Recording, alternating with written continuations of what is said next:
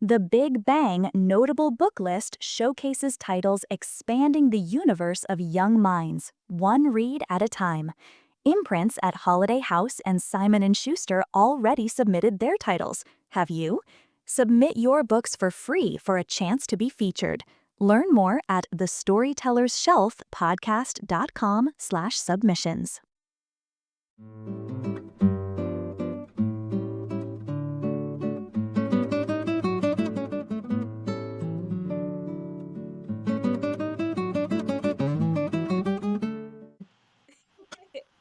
Hi, everyone, and welcome back to the Storyteller Shelf. It's Jackie here with Teresa, and we have answered all of your requests. We finally brought someone from the libraries to you to answer all of the questions that you have.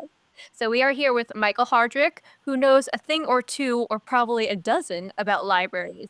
And he has been serving in library services for over 22 years and counting. He's a hands-on director, driving force between better programming, stronger community partnerships, and expanding resources in the Forest Hill community. And in 2025, which is when we're recording, he was honored the Librarian of the Year by the Small Community Libraries Roundtable. We are so excited and thrilled to have you here, Michael. First question is the same for everyone. So could you tell us a little bit more about who you are and how you got to working in libraries? Yes, yes. Thank y'all so much for having me on. I really appreciate this opportunity. So my journey within libraries started in 2003. I was looking for a job. I was a senior in high school. Taco Bell, all the fast food restaurants, all of the grocery stores. Nobody would even give me a phone call for an interview. So then I applied at the library. I got an interview, but they went with my first grade girlfriend. Crazy. And then about 3 months later, in May, they called me, "Hey, are you still interested?" We had the position reopened because she was going off to college. And I was like, "Of course." So I graduated high school on May the 31st, and then I start working at the Fort Worth Public Library on June the 3rd. And then I was a page, part-time, 18 hours a week. I did that for a couple years. And then I left the library for about 8 months because I kept applying for higher positions and wasn't getting the traction. So I worked at Target for 8 months, came back to the Fort Public Library as a customer service rep. I did that for, I want to say, 3 years before I became a clerical supervisor, and then I became a library assistant. Now, during that time, I also, about 2009, started working at the UNT Health Science Center Library as a senior library something. I can't remember. It's too long ago. But I did that off and on for 10 years. And then I left Fort Worth and became full-time at UNT Health Science Center. Did that for 2 years as I worked on getting my master's. But I did not get it in library science. I actually got it in learning technologies because I was trying to leave the library world. You think you want one thing and then something else happened. So then after I got my master's, I went and I taught for a year in middle school. While I was doing that, I went back and worked part-time at UNT Health Science Center. Okay.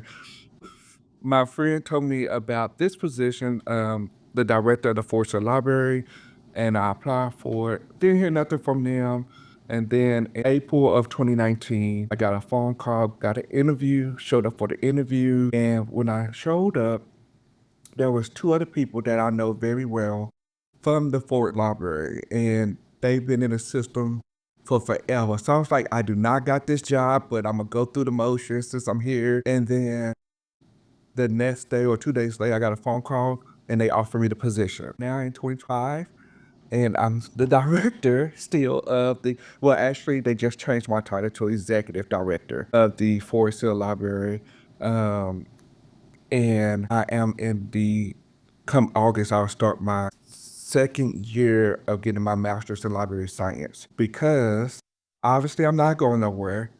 I love libraries. It's fun. It's something new every day. Like no one day is the same. So yeah, so that's my journey. We love hearing about career journeys that are unexpected and that are not linear. In fact, I think Teresa and I got to where we are by being the person who takes a lot of turns this way, and then backwards, and then back again. You end up being somewhere really beautiful. So I love seeing that reflected in your own personal path. Let's talk a little bit about your library. Can you tell us more about your library, its mission, and how does your team support that mission on a daily basis?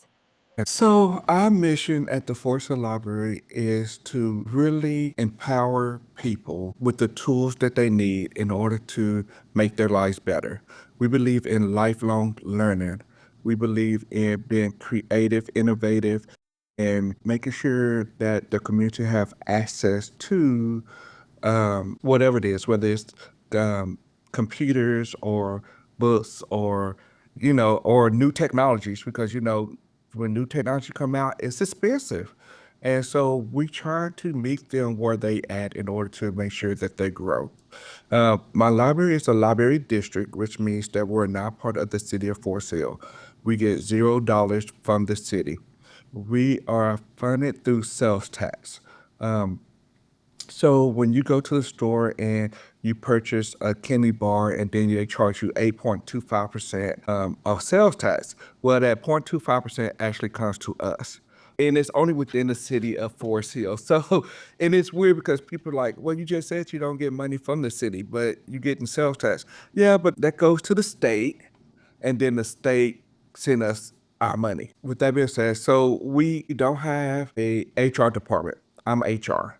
We don't have an IT department. I'm IT. We only have currently 5 people on staff. Myself as the director slash librarian. My library manager, who um, who just had a title change as well.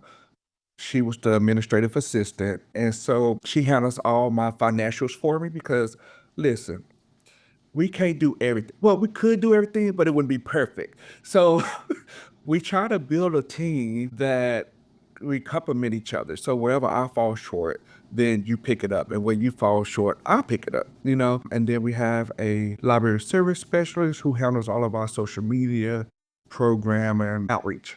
And then we have 2 library assistants, and that's my whole team. And I'm the only one that will be considered, well, I am the only one that's like 40 plus hours a week with benefits. Everybody else they get about 36 hours, 36. And unfortunately, we can't afford benefits for everybody, which is not good. And we're working on a way to one day hopefully provide them benefits. And currently, we are working on expanding the library.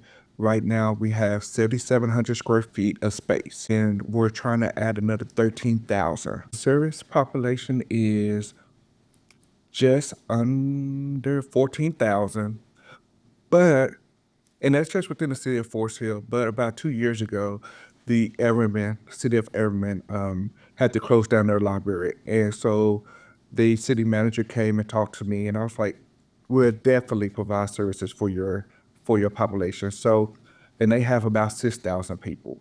Um, and so now we're at really 20,000 people that we're trying to service in a 7,000 square foot building.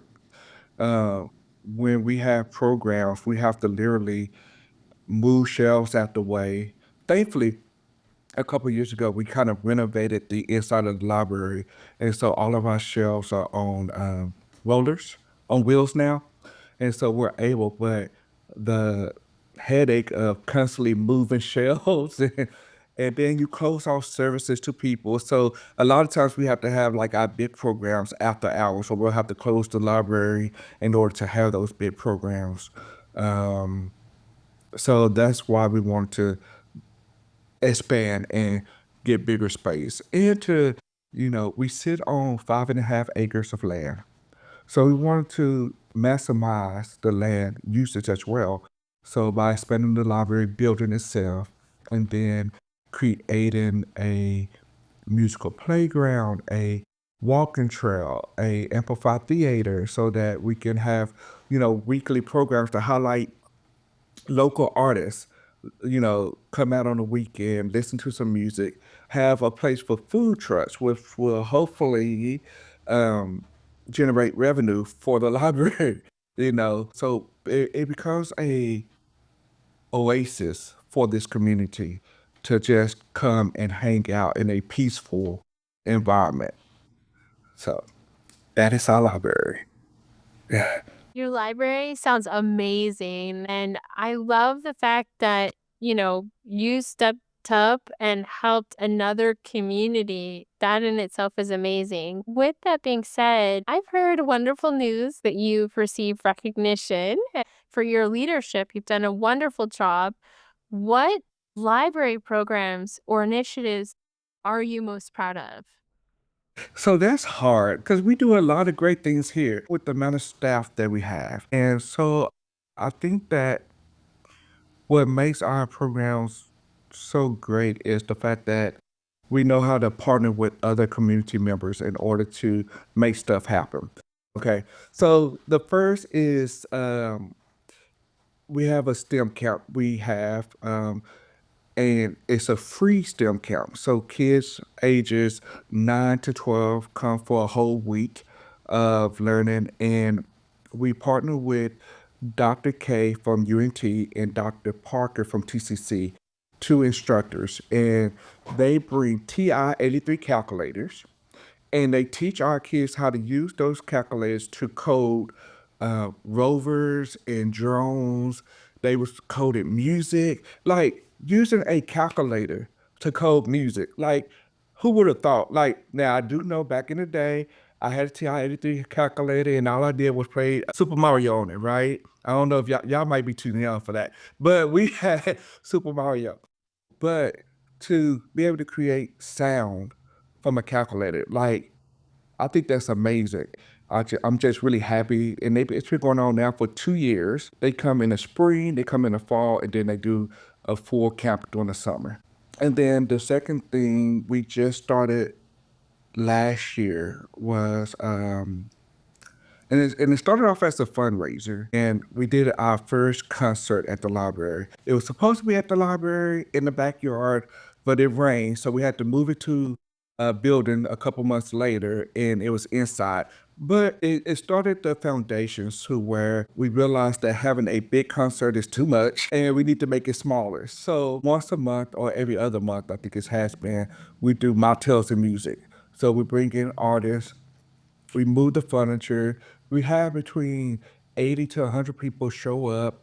It's a small fee that they pay. It's like $20 if you prepay and then 25 at the door. But you get entertainment. It'd be music, it'd be poetry. You get food, you get mocktails. And then if you want to buy a drink, then we had a vendor that will sell those drinks. But it's just nice to just see everybody come together and having fun again in a safe environment.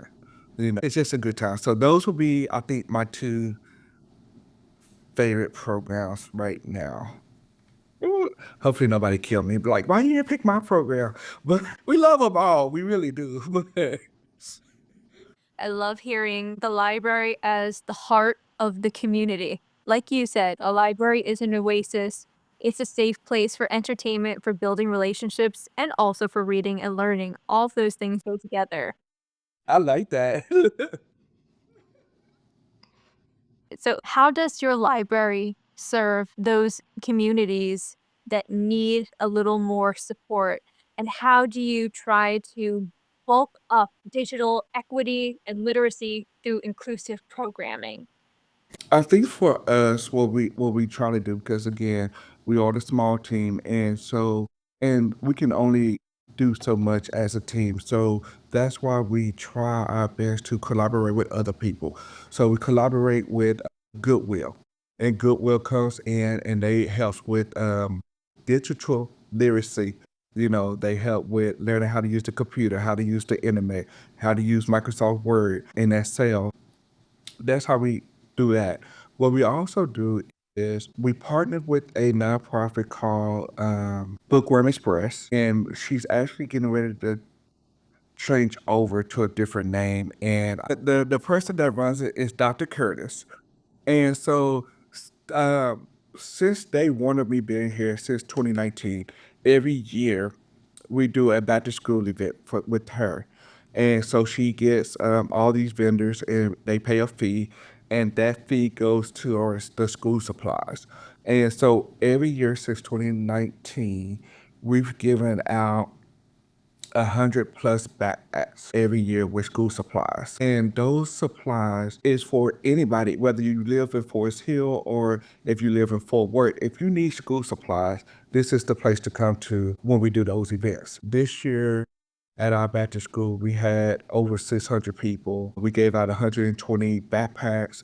In and Out Burger came and they gave out over 425 burgers. We had only 7 vendors, and all those vendors, and there was another um, restaurant there, Chef Stevie Ray.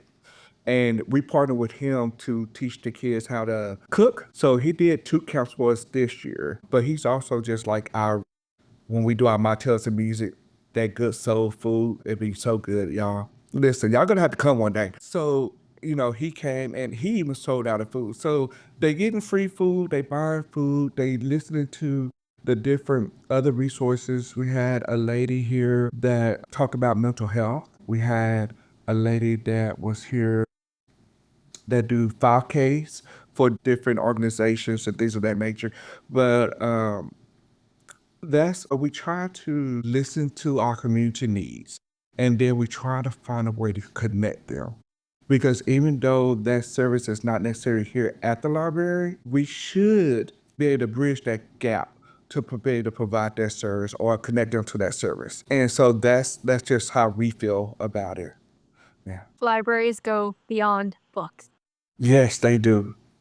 So, a lot of our listeners are people who are emerging or established authors and illustrators and publishing professionals, but they know about libraries because they want to be involved with libraries, but they don't really know the building blocks that go into running the library. So, we're so happy you're here again to shed some light on how this is really a community effort. Now, with that in mind, we are going to shift a little bit to talk about some information that would be helpful for those new authors and illustrators. So, for those unfamiliar, can you tell us a little bit about how libraries acquire books? What factors into those decisions? Now, each library is going to be different, right? I worked at small libraries, I worked at big libraries. And so for us, we have a collection a development policy that we follow. And because I also am the one to order this the books. So what helps me is I work with several vendors. I work with Hoopla, I work with Canopy, I work with Library Guild Journal. And what I do to help me out because I do 1,000 things, I cannot look at every single book and really curate and make sure that those books are appropriate for us. So what I do is I get on a lease plan for most of my graphic novels, right? Because look, people love graphic novels, whether it's physical or digital, and I don't see nothing wrong with it. Graphic novels get a bad rep sometimes, and parents be like, "But I want my kids to read real books." Graphic novels are real books. Like, it's creativity. It makes you think. But anyway, I'm not gonna go there. Calm down, Michael. So, but then I use Library Guild to purchase K through young adults, and so and they really good because they work with school libraries. And right now, with the state of everything and everybody against libraries and as a way that they want us to police what their kid is reading instead of them doing that themselves, like being a parent. So it helps because those books have been looked at by children librarians and they place them in a specific category and it makes it easy for libraries to use. So that helps us because that way we'll afford some of the nonsense that goes on in the outside world, right? Because even though we want people to pay attention to libraries and love libraries, we don't want negative attention, right? Because I know they say all attention is good attention. And I'm like, no, it's not. We want to fly a little under the radar a little bit, because we don't want people to attack us.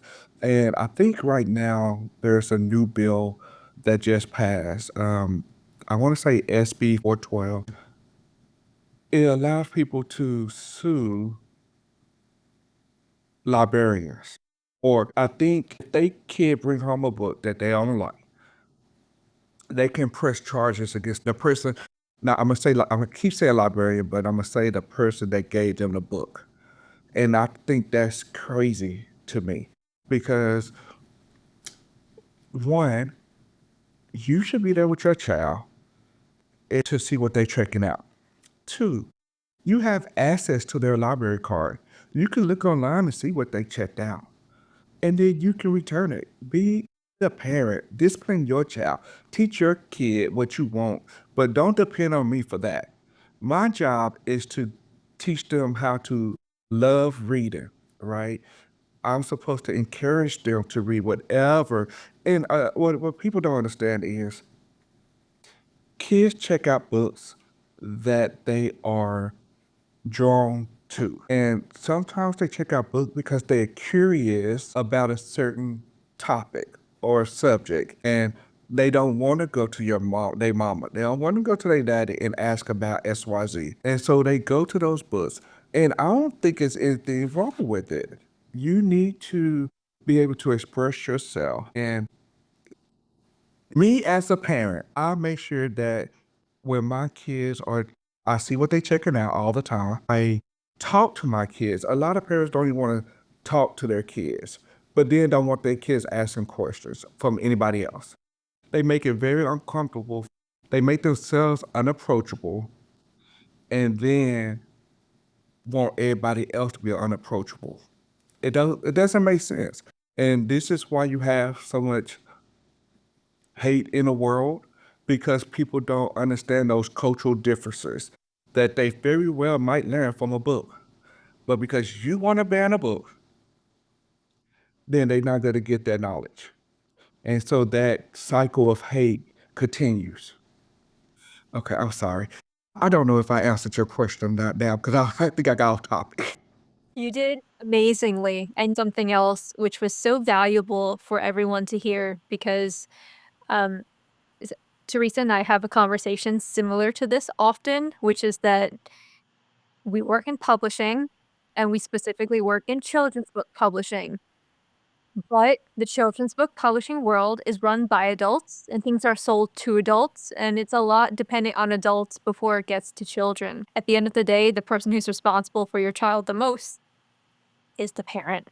Um, can't replace a parent with a librarian or a bookseller or anything else. There's nothing in the world that's going to replace that. I agree with what you said, which is that books harbor knowledge.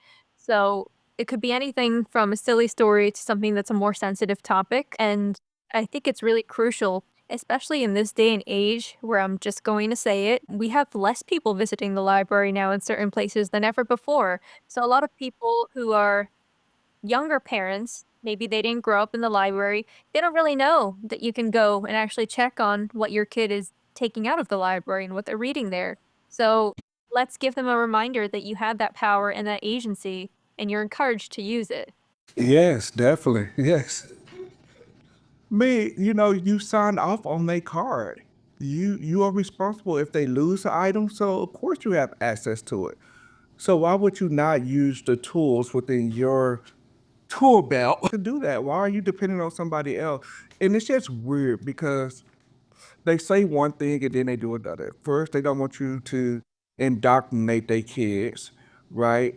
But then they want you to indoctrinate their kids because you're monitoring and keeping them away from things. It just does not add up. 1 plus 1 is not adding up to 2 in this situation. And so you have to, I think, I think there needs to be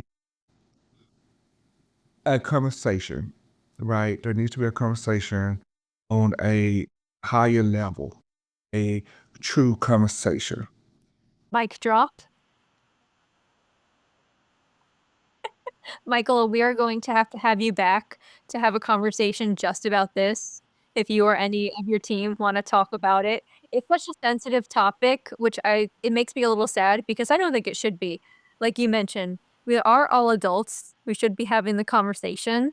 It's an important one to have, and a lot of people operate with half the data.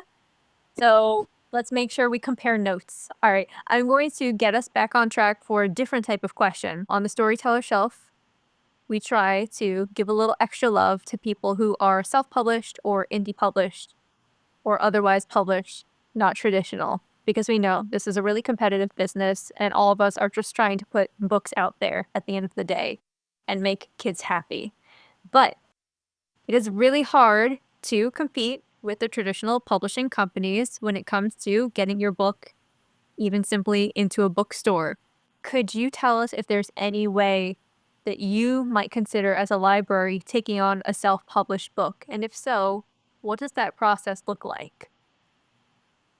So let me tell you, and I know it's hard. I get so many emails and phone calls and people coming up here. And look, I get it that you're trying to sell your book, right? I think that at least for my library, because again, I do everything.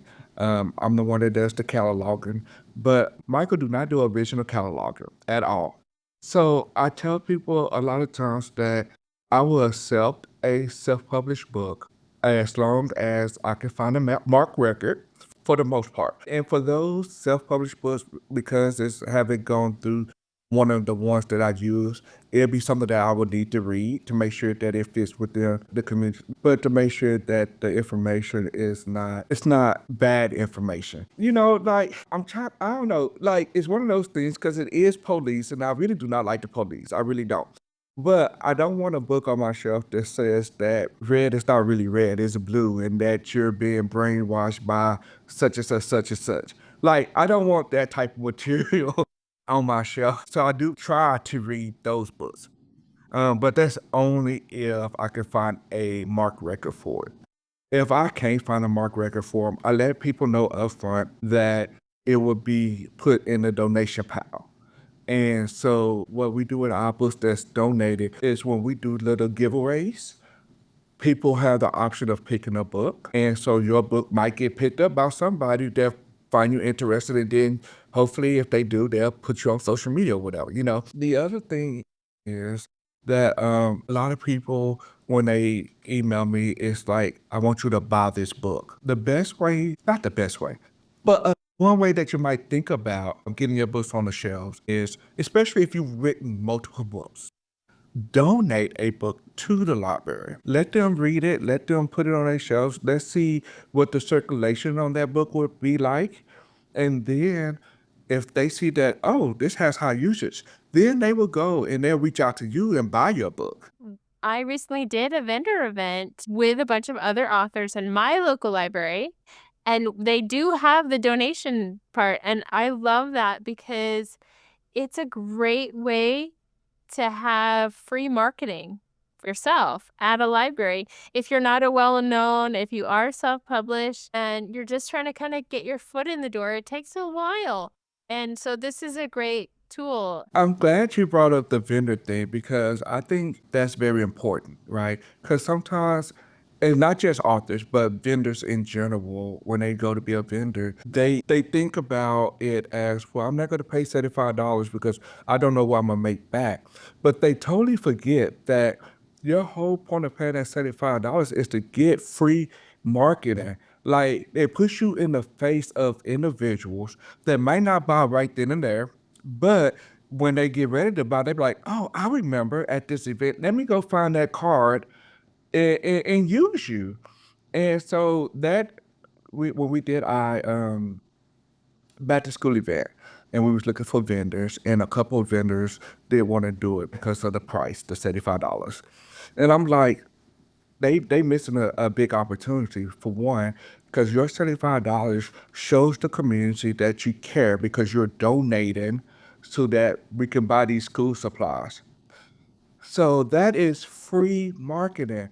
because we'll put a whole social media post that such and such is a vendor and they gave this amount of money to donate. They bought this amount of school supplies. Like, that's a win-win situation. Now, I do understand that you do need to make money because look, it's a world where you need money and you got bills to pay. I totally get that. But sometimes the return on investment is more than money. It's the gaining of the opportunity to gain more clients, which will lead to money. But you have to get the clients first. So I will tell you, $75 is not a price I ever saw. It was above that for an advertisement for books. So I would encourage you, if you can, pay the $75 and it goes to something good and you're able to get in front of people, your audience, and speak to them and have control over how you communicate. It could be a real game changer for you rather than paying 4 times that for an ad in a trade publication that will run once on a Thursday at 4 o'clock. right. I will add to that in the author perspective.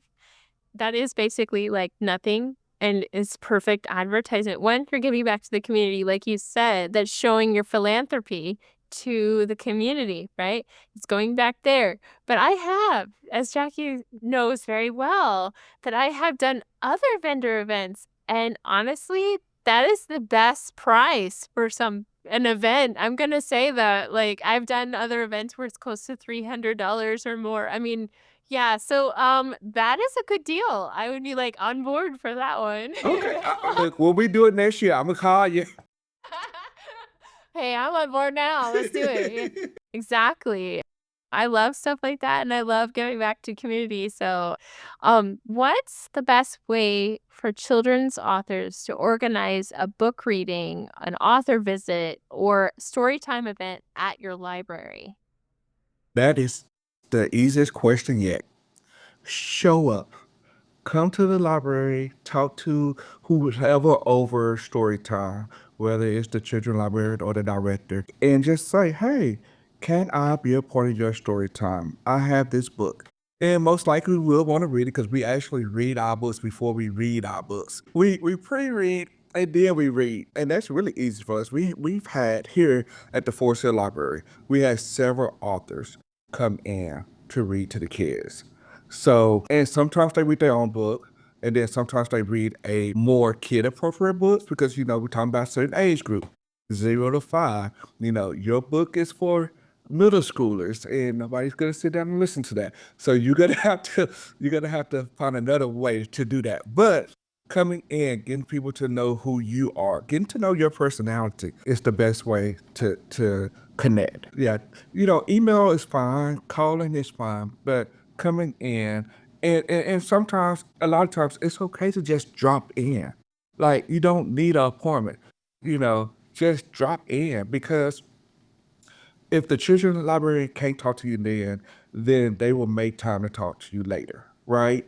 But if you call, I'm like, oh, okay, well, I'll get back with you, and most likely I won't because Michael got a forgetful mind, and if I don't write something down right then and there, it's not gonna happen, y'all. I tell my staff that all the time. If you don't see me writing, you know it's not gonna happen. So you better make sure I write it down. That's a really important point. If you can go somewhere, I know it's 2025 and I know a lot of us work remotely, but if you have the ability to get somewhere and to get in front of someone as an author or even as someone looking for a job, everybody's very busy. And like Michael says, it's not so much the personality of the person, it's trying to get in front of them and be memorable, but also you're being more time efficient if you go and get something done with a decision in 5 minutes than an email that they have to follow up on and then maybe they forgot it and now 5 days later they're trying to look for it in the inbox and it's gone. Please talk to your librarians. Please go out and find your library and have some conversations. I'm hearing outreach is the t-shirt phrase of the day and our podcast. So, but adding to that, was there a standout author event that you can think of or a youth program that really resonated with the local community? So we just did our very first true like local authors um, event here at the library, and we did it during Black History Month. I want to say we had like 15 authors here, and what they each was able to get up, do a quote, and then we had different poets here, and then we had a couple of singers. So everybody kind of got their time in the limelight, right, to share their story. And one of our authors, he's only, I want to say he's 17, and he was 12 when he put out his first book. Shout out to that young man, 17 years old, and I think he has 2 books out now. So, and I think they dealt with emotions and things of that nature. And again, this was back in February, so we in August now. So, yeah. What's a book you love now, either personally or professionally? So I have kids. I got 2 boys at home. So for the last going on 10 years, most of my reading was kids' books, right? And reading to them. But just recently, this year, I started reading fourth Ring series. So far there's 3 books out, right? And I read all 3 of them, but I didn't read them. I listened to them on audio. And we have Hoopla. And they have like the dramatized version of it. So you have all the different active voices in it. So good, y'all. Like, I'm mad because the 4th book is not nowhere near been done, and there you left on a cliffhanger. And I just started it like in May. First, my staff member was reading it, 2 of my staff members. And I was like, okay. They were telling me about it. I was like, okay. But then my sister-in-law and her friends started reading. I was like, I need to listen to this book to see what the hype is, right? And usually I don't do books that's too hyped up. Like I never read the Harry Potter series. I tried. It was just I couldn't. But I know, I'm sorry.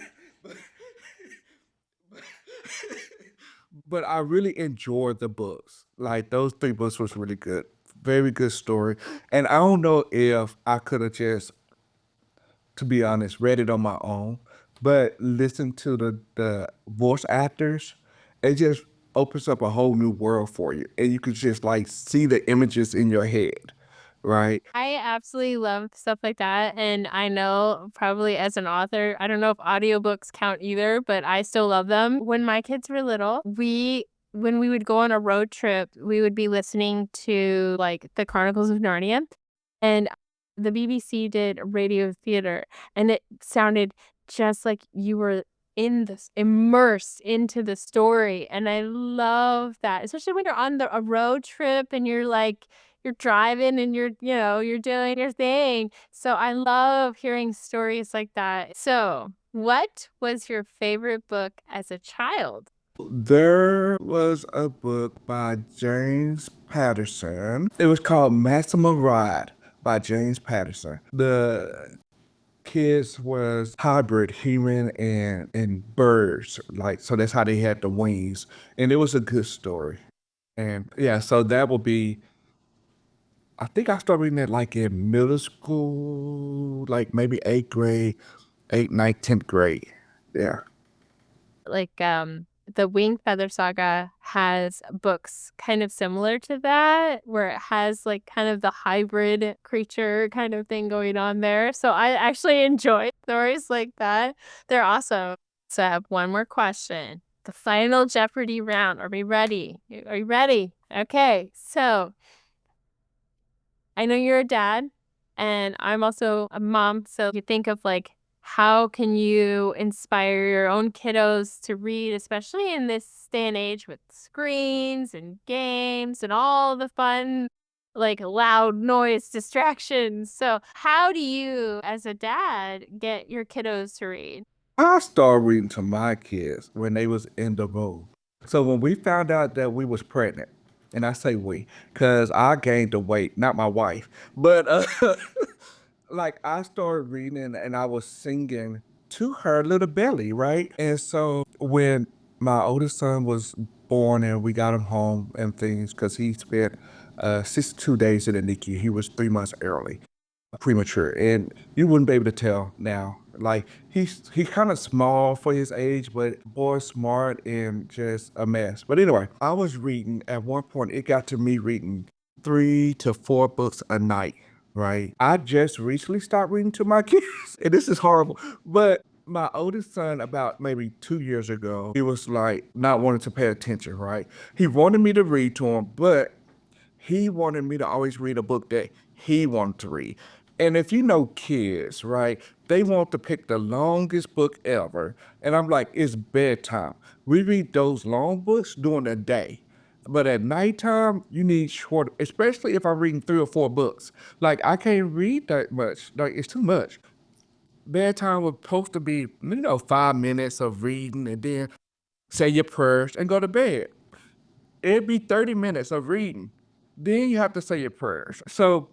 Um, so my kids now, like last year, I think it was like November of last year, my youngest kid, I was reading to them, and my youngest kid put his fingers in his ears. It was like, la, la, la, la, la, la, la. I was like, okay, bet. So I stopped reading. I do not read to my kids no more. I make them read to themselves. So at bedtime, they get 10 to 15 minutes to read whatever book they want to read. And I do not care if it's a graphic novel. I do not care, but I also got to say that from a very young age, I instilled in them reader, right? It's already a part of them. So me inspiring them to read is easy because I've done it early, right? Now, if you haven't done that, right? If you haven't read to your babies and you trying to get them to read, let them pick whatever book, graphic novel, magazine that they want to read. Because the thing is to get them to like reading. And I'm not gonna like anything that you're forcing me to do. So that's how I handle my boys. So no, I don't read to them no more, but they definitely read every night. We have to read stuff for work. We have to read stuff for school. Like we have to do that stuff. But at home, you should be able to read what you want to read. Something that's fun for you, something that's interesting, something because all of it is learning. Bit of it is learning. So parents sometimes just need to change their mindset. A lot of times. I'm one of them. Like, listen, me and my kids, yeah, we be here, and I be having to listen to them. Like, okay, well, maybe we could find another way. But listen to your kids, parents. That's all I'm trying to say. Just listen to them. Yes, I agree. But it has been a joy having you on. You have done a wonderful job, and I think we're gonna have to go to the library and check it out. Y'all are awesome. I appreciate y'all. We know our audience is going to love this. Thank you so much. If you enjoyed this episode, give us a like, subscribe to our channel, and share this with a friend because we know that other people out there could use this too. And one last thing, if you like freebies, definitely join us in our email newsletter. Pop your email in, it's for free. We don't spam you, but we occasionally send things like career opportunities, awards and contests, and handy dandy things like pitch guides and query guides that you might find very useful. So otherwise, we will let you go today, and we'll see you again next time.